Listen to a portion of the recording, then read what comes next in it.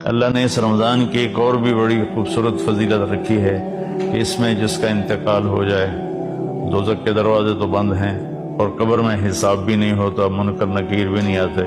اگر وہ ایمان پہ اس کا خاتمہ ہوا ہے تو وہ کتنا ہی ہماری نظروں میں غلط آدمی ہو، لیکن اللہ کے ہاں اس کی بخشش ہو جاتی ہے۔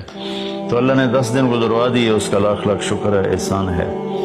باقی 20 دن ہیں، اور پہلا جو 10 دن ہوتے ہیں وہ رحمت کے ہوتے ہیں، اور دوسرے 10 دن وہ بخشش کے ہوتے ہیں، اور تیسرے جو 10 دن ہیں وہ جہنم سے خلاصی اور جہنم سے نجات کے ہوتے ہیں۔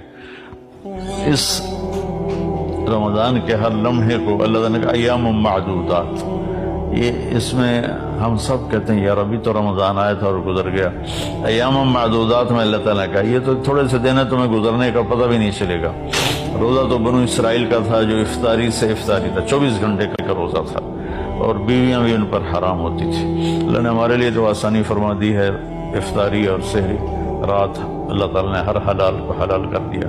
تو میرے بھائی بہنوں، میرے عزیزوں، میرے پاکستانی بہن بھائیوں، عبادت کرتے کرتے دل میں ایک تکبر سا آ جاتا ہے، اور آدمی داڑھی والا آدمی کسی کلین شیو کو دیکھتا ہے تو لاشعوری کراہت اس کے دل میں پیدا ہو جاتی ہے۔ برقع والی پردہ خاتون جب کسی بے پردہ عورت کو دیکھتی ہے تو اس کے دل میں ایک لاشعوری کراہت اور ایک لاشعوری اس کی کمی پیدا ہو جاتی ہے۔ ایسے ہم کسی کو کمی، نمازی آدمی بے نمازی کو دیکھتا ہے۔ تو میرے بھائی بہنوں، اپنے روزوں کی حفاظت کرو، اپنی عبادات کی حفاظت کرو، سب کے عیب دیکھنے سے اپنے آپ کو اندھا کر لو، اور سب کی برائی سننے سے اپنے آپ کو بہرا کر لو، اور سب کی برائی بولنے سے اپنے آپ کو گونگا کر لو، تو اللہ کی قسم آپ کا دل سورج کی طرح روشن ہو جائے گا۔